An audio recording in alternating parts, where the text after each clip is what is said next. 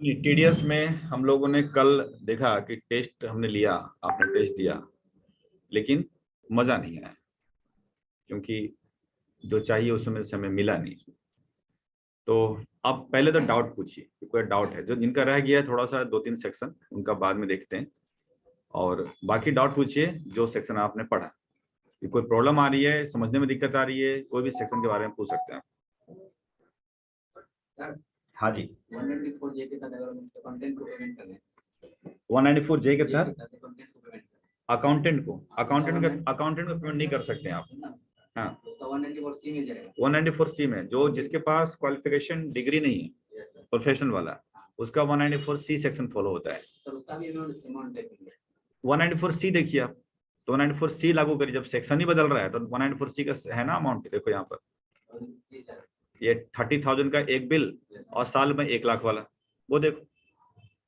मान लो कि किसी अकाउंटेंट को रखते हैं 10,000 मंथली पे, ठीक है, नौकरी नहीं है लेकिन आके काम करना है, तो उसका साल में कितना भाग गया, 1/20 तो हो गया। उसका कटेगा टीडीएस, क्योंकि कॉन्ट्रैक्ट साइन हो चुका है 10,000 मंथली का, तो सालाना हो गया ना 1/20। तो ऐसे में उसका टीडीएस काटते जाओ। पहला फॉलो नहीं कर रहा है बट सेकेंड वाला ऑप्शन तो फॉलो कर रहा है ना, बस। तो ये करना आपको। और कोई डाउट किसी भी सेक्शन में? हाँ पूछें।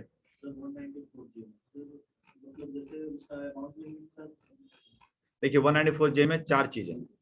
एक है प्रोफेशनल का मतलब है किसी सीए, एडवोकेट, इंजीनियर जिसके डिग्री होल्डर है, उनसे अगर काम करवाते हैं। नौकरी नहीं करना चाहिए। नौकरी अगर कर रहा है बंदा फिर तो 192 में चला जाएगा। अगर नौकरी कर रहा है तो नौकरी नहीं होना चाहिए। कॉलिंग पे आप कोई भी ले लो या आप उसको बुला लो, मतलब कभी कभी सर्विसेज होते हैं, तो ऐसे में सर्विसेज दे रहे हैं तो वो 194 जे में जाएगा। जो डिग्री होल्डर वाले हैं, बिना डिग्री वाले जैसा भी बोला, कॉन्ट्रैक्टर जैसे कोई अकाउंटेंट है उसने कॉन्ट्रैक्ट लिया तो 194 सी में चला जाएगा। ठीक, यहाँ तो क्लियर है। आगे कुछ इसमें क्या पूछना है? जो मतलब आप कह रहे थे कि उसका जैसे अमाउंट के 30,000 है 194 सी की, नहीं 194 जे में है नहीं, तो ये हाँ ये वाला 30 है। हाँ ठीक है। हाँ सर उसमें क्या है कि कल आप बता रहे थे कि 40,000 मतलब एक मंथ का। हाँ, मैंने शायद याद है मुझे कि एक क्वेश्चन दिया था जिसमें मैंने बोला था किसी सीए सामने काम कराया और पहला बिल दिया था 20,000 का, उधर से 20,000 का बिल आया, तो पता नहीं है ना कि साल में ये जाएगा आगे नहीं जाएगा, मतलब 30,000 से ऊपर जाएगा, 30,000 साल का है, सालाना है, देख रहे हो। तो 20,000 के ऊपर नहीं काटेंगे टीडीएस, क्योंकि 30,000 क्रॉस नहीं कर रहा है, समझ रहे हैं। तो ऐसे केस में एक सेकंड क्या होगा, इसको एक मिनट होल्ड करें।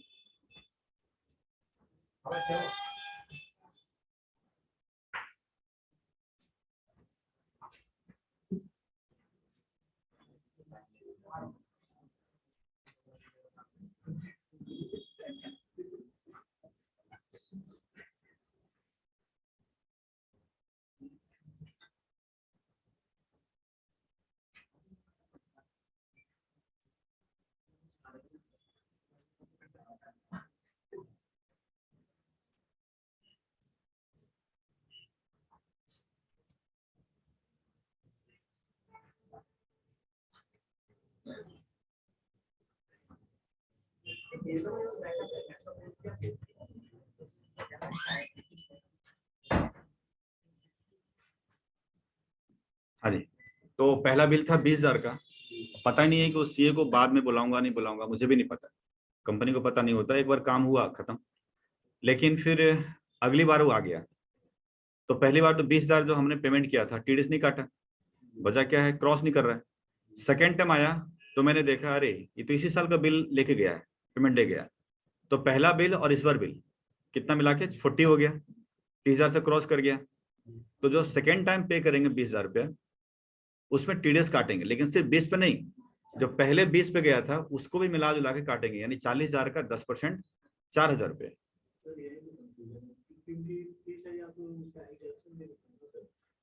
देखिए 30,000 सिर्फ लिमिट देखने के लिए होता है, ऊपर गया तो टोटल पे कटता है ना, सब जगह तो यही देख रहे हो आप। देखो ये नहीं भाई, यही सारे जगह पे तो यही रूल लागू हो रहा है ना। ये जैसे 240 से देख रहे हो, 240 से 194 आई का लिमिट मान के चलिए, या कोई और जगह लेके चलते हैं आपको, यहाँ चले जाइए, जो छोटा सा है उसको देखो। जैसे 194 ए का देखो लिमिट कितनी लिमिट है, 40,000 लिमिट है ना पर एनम का। लेकिन यहाँ पर क्या देखा, 70,000 रुपये ब्याज लग रहा है, तो 70,000 ब्याज मिल रहा है तो इसका मतलब 30 पे कटना चाहिए, ऐसा नहीं है ना, पूरे 70 पे कट रहे हैं। ये सिर्फ देखने के लिए है कि 40 से नीचे रहा इंटरेस्ट तो नहीं कटेगा, 40,000 से ऊपर चला गया तो पूरे पे कटेगा, माइनस करके नहीं कटेगा, एग्जाम्पशन नहीं ये सिर्फ एक लेवल है देखने के लिए कि 40 से नीचे रहेगा तो कटेगा ही नहीं, और 40 से ऊपर चला गया तो आपको पूरा मिला जुला करके उस पर ग्रॉस पे टीडीएस कटेगा। यही कहानी हर जगह पे, ऐसा नहीं कि हाँ टोटल पे, जैसे देख रहे हो 40,000 था तो यहाँ 70 पे कटा, मतलब 70,000 था पूरा कटा 10%। यहाँ पे देखो 194 सी था तो आप क्या देख रहे हो, पूरे पे कटा ना, जैसे बढ़ते बढ़ते बढ़ते, जैसे यहाँ देखो 40,000 अमाउंट है, यानी 30,000 की लिमिट है, और यहाँ 40,000 है तो कितने पे कटा, पूरे 40,000 पे कटा, ऐसा तो नहीं कि 10,000 पे कटा। तो ये लिमिट जो सिर्फ देखने के लिए है, अगर क्रॉस कर गया तो पूरे पे ही टीडीएस कटेगा। कंफ्यूजन तो नहीं है ना किसी को? हाँ, तो ये ऐसे ही हमने यहाँ भी करा कि अगर वो पहला बिल तो ले गया 20,000 का, चलो डन दे दिया मैंने, दूसरा बिल आया 20,000 का, तो मैंने देखा यार तो 40 हो रहा है, 30 से क्रॉस कर रहा है, तो मैंने पूरे 40 पे टीडीएस काट लिया, तो कितना होगा 10%, और 20,000 में से घटा दिया तो उसको दे दिया। कंफ्यूजन है क्या? फर्स्ट बिल आया, मान लीजिए ये 20-21 जो चल रहा है, 21-22 चल रहा है अभी, इसके अंदर पहली बिल आया 20,000 रुपये, हमने पेमेंट कितना किया उसको, सीए को कितना पे किया, 20,000 पे किया।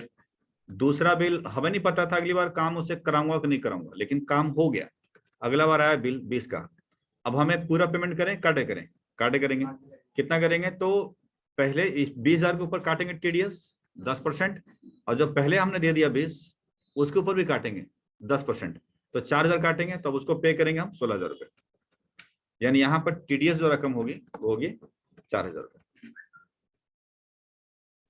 डन है? तो ये थे। अब अगला मान के चलिए उसके बाद फिर काम हमारा बढ़ता है और केवल 10,000 का बिल आता है, तो अब कितना उसको पे करेंगे? हाँ, तो कितना पे करेंगे उसको? 9,000 रुपये, करेक्ट, क्योंकि अब देख रहे हैं अब तो क्रॉसिंग हो गया ना, 30 से ऊपर चला गया, तो हर बिल के ऊपर काटते चले जाएंगे 10%, तो 1,000 काटेंगे पे कर देंगे, बस सिंपल है, डन है ना? चलिए, और कोई कंफ्यूजन पूछे?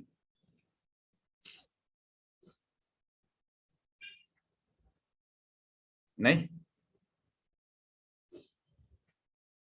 चलिए, तो अब कंफ्यूजन नहीं है, 194 क्यू में कंफ्यूजन, किसी भी सेक्शन में कंफ्यूजन? किसको? 194 क्यू बताऊंगा नहीं, आपको पूछना है डाउट, क्योंकि ये तो दो दिन की क्लास थी, अगर 2 क्लासेस पूरी 2 घंटे की क्लास थी तब जाके 194 क्यू 2061H मतलब क्लियर हुआ। आपको डाउट है, मतलब आपके कितना बात समझे हैं उसको बताइए ना, कहाँ पर क्या प्रॉब्लम हो रही है, बताने के लिए 2 घंटे का तो हम नहीं रिविजन कर सकते। आप बताओ ना कि क्या दिक्कत आई इसमें, क्लास किया था तो वो वाली, तो क्या प्रॉब्लम आई बताइए।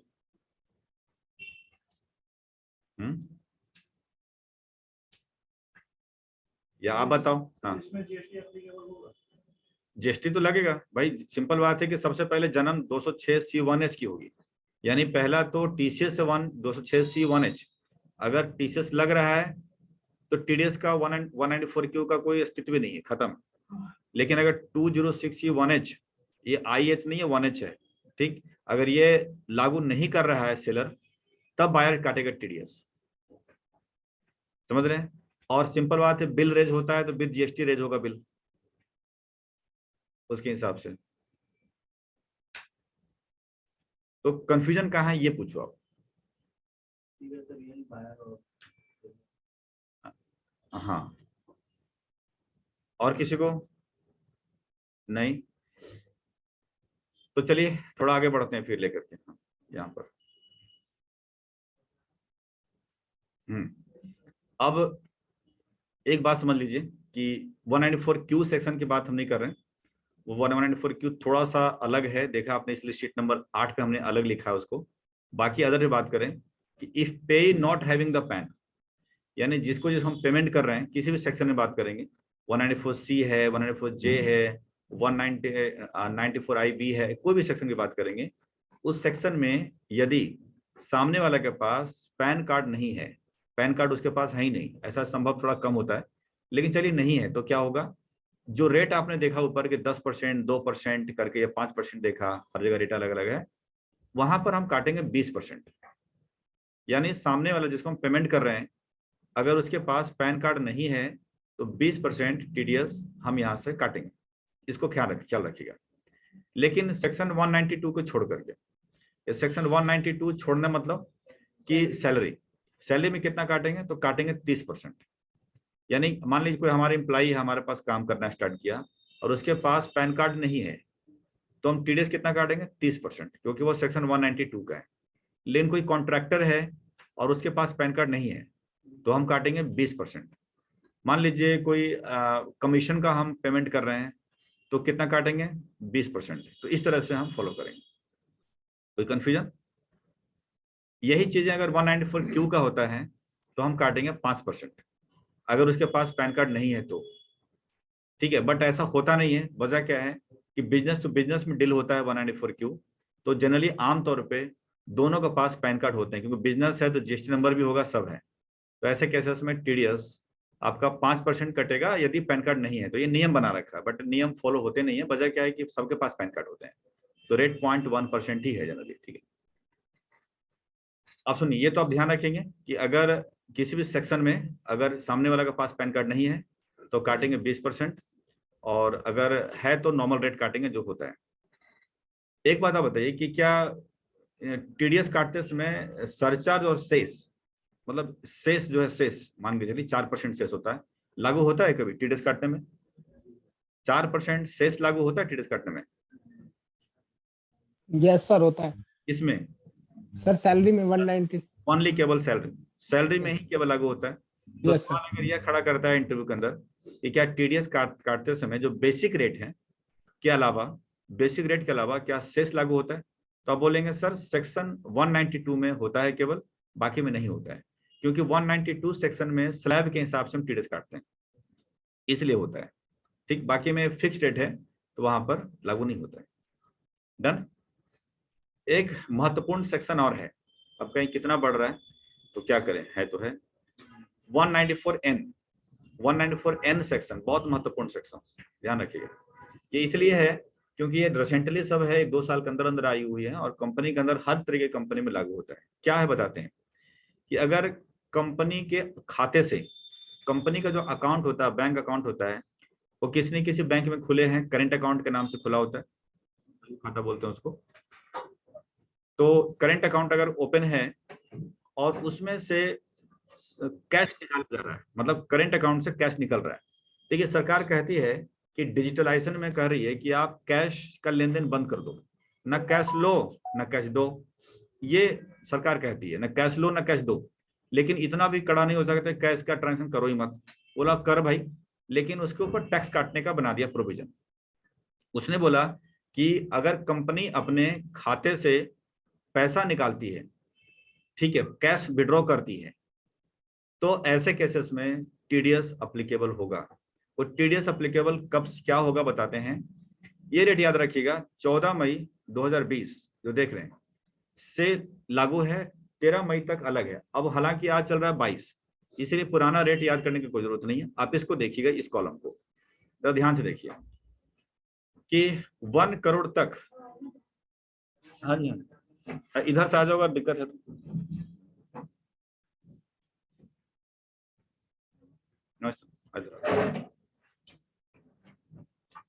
सुनिए, तो जरा देखिए यहाँ पर देख रहे हैं कि 194N यहाँ भी लिखा हुआ है और 194N यहाँ भी लिखा हुआ है। बड़ा गौर से देखें, 194N यहाँ भी लिखा है, 194N यहाँ भी लिखा हुआ है, यहाँ देख रहे हैं। तो पढ़ना कौन सा है, सवाल ये खड़ा है। देखिए आपको पढ़ना है नीचे वाला, ये नहीं पढ़ना है, ये पुराना टाइमिंग था उसके हिसाब से था। अब यहाँ पढ़िए जरा कि 194N कहता है कि अगर 20 लाख रुपए से नीचे आप साल भर में कैश निकालते हो, ये आपके ऊपर, खाते के ऊपर भी डिपेंड करता है। समझ रहे हैं बात को? यानी कि हम एक आम इंसान हैं तो भी, कंपनी है तो भी, कोई भी व्यक्ति अपने खाते से साल भर में 20 लाख से नीचे तक विड्रॉ करता है। कभी 100 रुपए निकाल लिया, ठीक है, कभी आपका 1 लाख निकाल लिया, भैया जरूरत पड़ रही है कहीं देने के लिए, कभी 3 लाख निकाल लिया, कैश निकाल सकते हो, बैंक क्या दे देती है। ऐसा कर करके पूरे साल भर में 20 लाख से नीचे तक रह जाता है तो सरकार कोई टैक्स नहीं काट रही है। लेकिन 20 लाख से क्रॉस कर गया, मान लीजिए कि 20 लाख से 21 लाख हो गया, मतलब पेमेंट जो आपने निकाला है कैश वो 21 लाख निकाला है, तो 20 लाख तक तो टैक्स कटा ही नहीं था। रिमेनिंग जो 1 लाख है, जो बच गया 1 लाख रुपए उधर का, 21 लाख में 1 लाख रुपए, उस 1 लाख के ऊपर आपका कटेगा 2% टैक्स कट करके, बैंक काट करके आपको एटीएम से पैसा देगी। जैसे अगर आपने 20 लाख तक अगर आपने कैश निकाला, कोई बात नहीं, पूरा आप पैसा एंजॉय करिए। आप फिर गए बैंक में और 1 लाख फिर निकाल लिया, तो कितना आपको मिलेगा पैसा? 1 लाख में 2% घटा दीजिए, 2000 कट के मिलेंगे 98,000 रुपीज। क्लियर? फिर आपने 5 लाख रुपया और निकाला, अब कितना मिलेगा? 10,000 रुपये फिर कट के मिलेंगे, 4 लाख, कितना हो गया? 90,000 ना, 490 मिलेगा। ठीक, ऐसे चलता रहेगा कब तक? 1 करोड़ तक। अगर 1 करोड़ के ऊपर क्रॉस कर गया उसी साल के अंदर तो अब यही अमाउंट 5% कटना चालू हो जाएगा। मतलब 1 करोड़ पहुंच गया आपका, ठीक है, 1 करोड़ के ऊपर आपने निकाला 2 लाख रुपया निकाला, 1 करोड़ के ऊपर निकाला 2 लाख रुपया, कितना मिलेगा आपको? 5% कट के, यानी 2 लाख का 5% कितना होता है? 10,000 रुपये। ठीक, तो 10,000 रुपये आपको कट के मिलेंगे, 1,90,000 मिलेगा। तो मतलब समझिए, अगर आप अपने खाते से या कंपनी अपने खाते से कैश निकालते रहिए, निकाल रही है, निकालने तो कोई बात नहीं, लेकिन उसके बाद आपका 2%, 20 लाख से ऊपर 2% कटने चालू हो जाएंगे टीडीएस, बैंक कार्ड को आपको देगी। ऐसा सिलसिला 1 करोड़ तक जाएगा। 1 करोड़ के बाद आपका टीडीएस कटेगा 5%, फिर आपको कैश मिलता रहेगा। ये जो टीडीएस है ये आपके 26 में जमा होते रहेंगे, बाद में उसे क्लेम कर सकते हैं। कोई कंफ्यूजन पूछें तो आपको नीचे का पढ़ना है, ऊपर का नहीं पढ़ना है, क्योंकि पहले 13 मई तक ये नियम थे, लेकिन अब हटा दिया गया। आपको ये पढ़ना। सर अगर हम बैंक से कोई पेमेंट करते हैं, हाँ, पेमेंट तो दूसरी ये सिर्फ विथड्रॉ पे ही है? ये कैश विड्रॉ पे है, कैश निकालने पे है।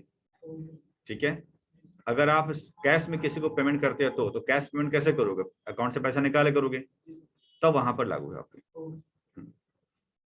चलिए, और कोई कंफ्यूजन? तो अगर कैश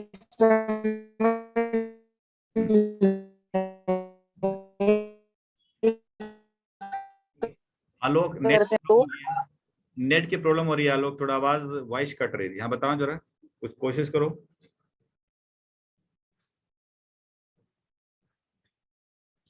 नेट प्रॉब्लम आ रहा है, चलिए आगे बात करते हैं। अच्छा, जैसे अगर ऑनलाइन ट्रांजैक्शन करते हैं तो उसमें कोई लिमिट नहीं है? नहीं, ऑनलाइन ट्रांजेक्शन लिमिट नहीं है, ऑनलाइन ट्रांजेक्शन करिए, मतलब पैसा अकाउंट डालते रहिए, कोई टेंशन नहीं है। ये कैश निकालने के ऊपर सेक्शन बनाई गई है, और ये सेक्शन इसलिए महत्वपूर्ण बनता है, ये वाला सेक्शन महत्वपूर्ण है, 194 क्यों महत्वपूर्ण है? क्योंकि ये सब ऐसे सेक्शन है जो हर कंपनी के अंदर लागू होंगे। भाई कैश विड्रॉल तो हर जगह होता है, ऐसा तो है नहीं कि कोई नहीं करेगा, तो ये बहुत महत्वपूर्ण इसलिए।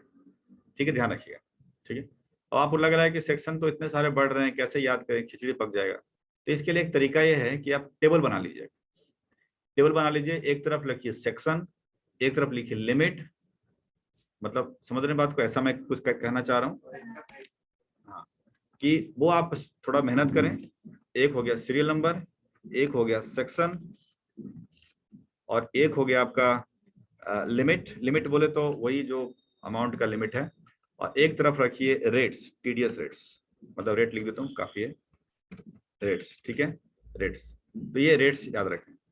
रेट्स में भी आपको कैटेगरी बना सकते हो, नहीं तो फिर ठीक है चलेगा, उतना लंबा चौड़ा करने की जरूरत नहीं पड़ेगी। तो कम से कम एक मोटे मोटे तौर पे आपको एक पता चलता रहेगा कि क्या चल रहा है। ठीक है, तो जैसे मान के चलिए सीरियल नंबर 1 लिखा, एक दो एग्जांपल दे देता हूँ आपको। आपने पहले सेक्शन कौन से पढ़ा? आपने 192, मान लीजिए 192 पढ़ा है ना। अभी सेक्शन और ही है भाई, लिखा जाता है गलती से 193, 195, क्योंकि है, क्या करें, लेकिन आपको नहीं दिया कि इतना ही बहुत है आपके लिए। लिमिट, इसकी लिमिट क्या है? बोल सकते हैं 5 लाख, 1 2 3, स्लैब बोल सकते हैं, क्योंकि एग्जाम्पशन लिमिट आप बोल सकते हैं। तो अब खैर फिलहाल तो 5 लाख लिखो। और रेट्स क्या है इसके? रेट, स्लैब रेट, यानी आपने देखा कि कोई रेट नहीं है, बल्कि स्लैब के हिसाब से जो 2.5 लाख माफ होता है उनके हिसाब से हम करते हैं। ठीक, ये बातें जो इनकम टैक्स पढ़ लिया उन्होंने, उनको समझ में आ रहा होगा, जो नहीं पढ़ा उनको दिक्कत है, तो बाद में देखेंगे। दूसरा सेक्शन अगर आपने पढ़ा 192A आपने पढ़ा, उसमें क्या लिमिट पढ़ा आपने? 50,000 रुपये पढ़ा, 50,000 रुपये पढ़ा, ठीक है। अच्छा, बीच में एक और भी लिख सकते हैं कि किस लिए है। तो मान लीजिए मैंने आप एक ऐड कर रहा हूं यहाँ पर कि ये कहाँ चला गया, कि ये क्या है, पर्टिकुलर कर सकते हैं कि मतलब कि ये किस लिए है, थोड़ा ब्रीफली आप कर सकते हैं, ठीक। जैसे कि ये है सैलरी, ताकि याद रहे, ये है पीएफ विड्रॉ, है ना, तो थोड़ा थोड़ा याद रहेगा कि ठीक है भाई, ज्यादा नहीं लेकिन हल्का फुल्का से हमें पकड़ लेंगे, ठीक। बट डिस्क्रिप्शन तो आपको यहाँ से देखना ही पड़ेगा जो मेरा शीट है, बट ठीक है, याद करने के लिए ठीक है, एक झटके में आप एक पेज के ऊपर कम से कम 10-15 तो आराम से आ जाएगा और बड़े आराम से याद कर सकते हैं। और इसका रेट क्या है आपका? 10%। तो समझ रहे हैं बात को मेरी? तो आप इस तरह से आप अपना खुद बनाइए। आप बोलेंगे सर आप बना दो, होगा क्या, रेडीमेड बनाने में नुकसान ये है हमें कि आप इसको, आप जब बनाएंगे तो सिंपल बात, इसको देखेंगे तो 2-4 बातें अपने वैसे ध्यान रहेगा। फिर कहानी यही है कि अगर मैं बना के दे दूं तो आप इसको नहीं देखेंगे, आप यहाँ देखेंगे, फिर फंसे रहेंगे।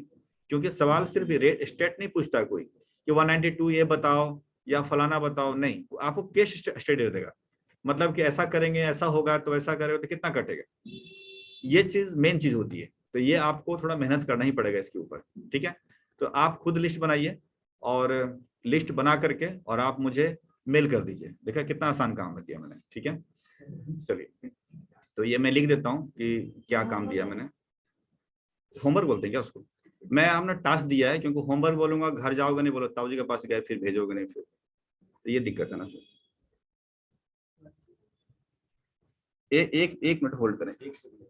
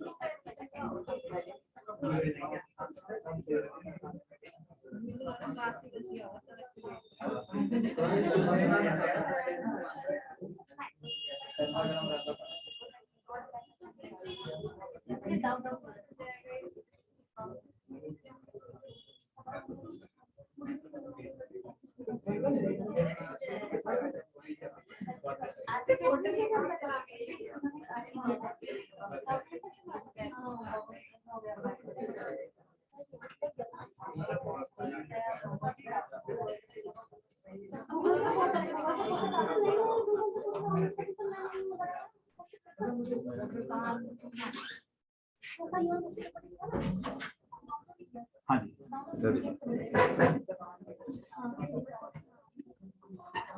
ठीक है, तो बैठो बैठो तो 2:30 तो सुनिए बता रहे हैं यहाँ पर ना थोड़ा सा आप लोग हल्का सा इसके ऊपर काम करें, तो उससे क्या होगा कि जो सेक्शन का जो प्रॉब्लम आ रही होगी दिमाग में, वो मुझे नहीं लगता है कि प्रॉब्लम रहेगा, वो खत्म हो जाएंगे।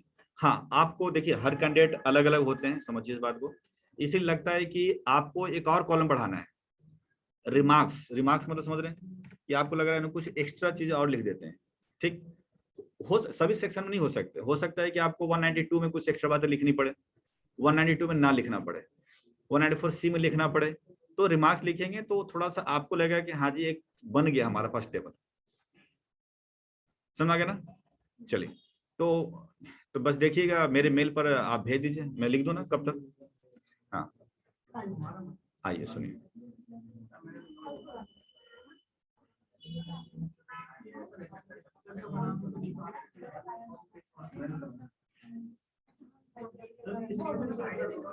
हाँ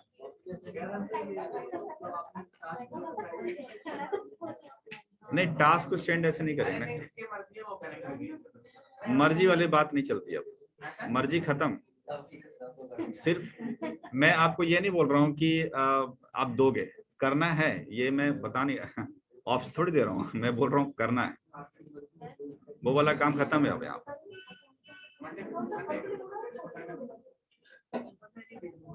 टीडीएस आपको बनाना है लिस्ट, समझिए आपको लिस्ट बनाना है, ठीक है। कॉपी पेस्ट करेंगे मुझे पता चल जाएगा कि एक बना दिया दूसरे को भेज दिया तो पता चल जाएगा मेरे को, सिंपल। तो आप उसको बना के देंगे, ठीक। आपको कॉपी बनाना है, कॉपी बना लो ना, फोटो खींच देना, फोटो खींच के आप मेल कर देना। मेल करना है, व्हाट्सअप नहीं करना। हाँ व्हाट्सअप नहीं करना। अरे यार क्या हो गया, एक सेकंड एक सेकंड।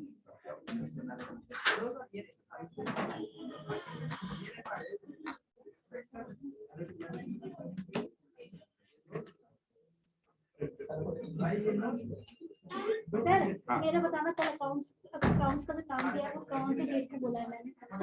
ये भी नहीं पता आपको? सर भूल गई मैं, डेट और ज्यादा याद है इसलिए याद। आपने टुडे लिखा था यानी कल ही बोला था। लाइव वाला। लाइव वाला फ्राइडे, ठीक है। सर मैंने भी माना। हाँ याद ही नहीं है आपको अकाउंट्स का? कहाँ गए? इसकी तो याद था, ये वाला याद नहीं। कहाँ है कहाँ है? सर ऊपर पूजा याद है, फ्राइडे है, लाइव वाला फ्राइडे। फ्राइडे। मारनी मैडम पूजा है। चलिए सुनिए, ये मैं सिर्फ लिख दिया। ये हमें चाहिए लिस्ट, आज वेडनेसडे है ना, सॉरी ट्यूसडे। कल हो जाएगा, मेल हो जाएगा सबका? हाँ नहीं कहीं भी करो, हमें नहीं। जैसे मान चलिए किसी के पास कंप्यूटर नहीं है तो कहाँ से करेगा, घर पे? तो फिर अपन रजिस्टर बनाइए, हम उसको फोटो करके भेज दीजिए, मेल तो कर ही सकते हैं ना। डन।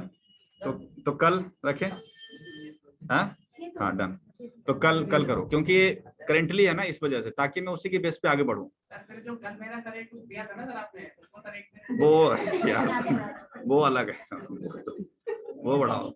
24 घंटे होते हैं, बहुत काम हो जाए 24 घंटे के अंदर, ऐसा कुछ नहीं होता है। चलिए डन। तो पहली बात तो है कि पहले मैं चेक करूंगा, उसके बाद आगे की बात करेंगे, ठीक है। देखते हैं क्या होता है। चलिए डन आज के लिए।